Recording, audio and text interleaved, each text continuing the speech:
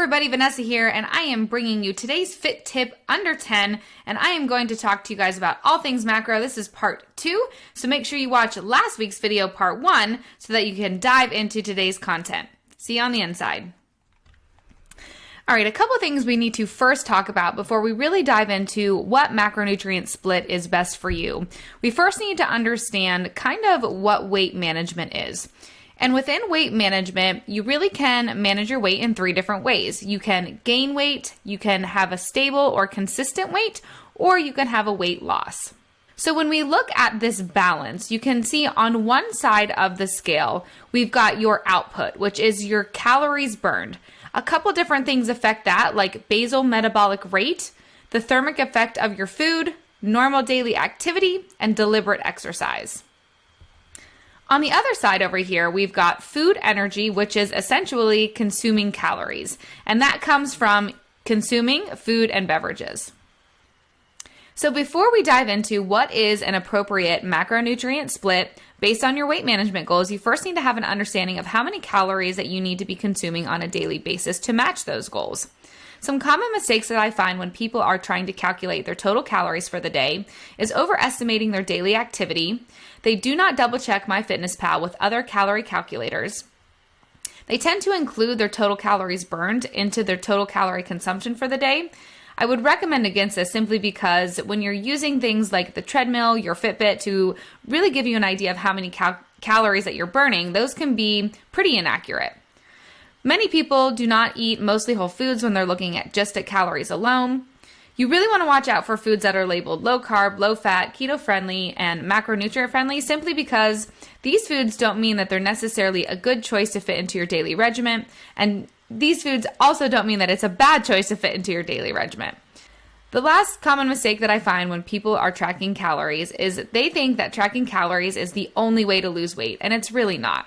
Over here, I have included our Right to Fitness calorie and macronutrient calculator. I'll post this in the comment section or in the description of this video, but if you click on the link here, it's going to bring us to our calorie calculator, and you can go in and figure out what your total calories should be for your daily caloric consumption based on whatever your goals are. So you can see there's a place to put your gender, what your goals are, your age, your weight, your current height, and your activity level. And this is going to give you a good amount or a good idea of how many calories that you should be consuming on a daily basis.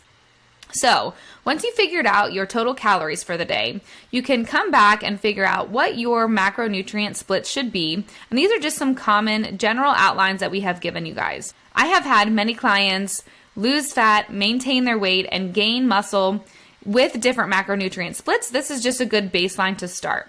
So when we're looking at these common macronutrient splits, each one of these goals have a different split of protein, carbs, and fat. So simply put, these percentages are a percent of that macronutrient that you should be consuming out of the total calories for your day. For example, if our goal was to maintain our weight, the recommended macronutrient split is 30% protein, 30% carbs, and 40% fat. So if our total calorie intake for the day was 1,500 calories, we would take 1,500 times 0.3. This is giving us 30% protein. This is equal to 450 of our total calories are coming from protein out of the 1,500. So in order to find how many grams that we need to consume on a daily basis, we would take 450, divide that by 4, because there are 4 total calories and 1 gram of protein, and we would get 112.5 grams of protein daily. This would be the same for carbs as well, because for every 1 gram of carb, there is 4 calories in that as well. So for a maintenance macronutrient split, you could do 30% protein, which would be 112.5 grams of protein and 112.5 grams of carbs. We would use the same math or the same conversions for figuring out how many total calories of our 1,500 calories would come from fat. In this macronutrient split, 40% is coming from fat, so we take 1,500 times 0.4 and get 600 total calories come from fat.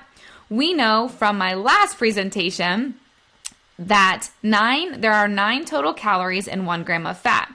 So we would take 600 divided by 9 and get 66.6 grams of daily fat. Now, you don't have to do any of that math at all because apps like MyFitnessPal and Fitbit will do all of the math for you. MyFitnessPal will actually tell you how many grams of each of the macronutrients you should be consuming based on the percentages that you have put into your settings. I wanted to include these slides from my last presentation because I feel it's super important to fully understand that counting calories is not for everybody, but it can be for a lot of people. So just like with everything health and fitness, there's pros and cons of tracking macros using apps like MyFitnessPal. So again, it can ensure balance of nutrients and can encourage healthy swaps of food, and it can encourage proper portion control, especially if you have a better understanding of what macronutrient split you are aiming for. Some cons of tracking in MyFitnessPal are it can be time consuming. You must weigh all of your foods for accuracy. So if you have a certain percentage goal of your macronutrients, weighing all of your foods is going to give you the most accurate representation of the foods that you're consuming. It does have a large database of foods from users, which can lead to inaccuracy. Food labels, if you are scanning a lot of food labels, can be up to 20% inaccurate. Again, this is why I highly recommend having a daily nutrition regimen of mostly whole foods. It can only focus on total calories alone.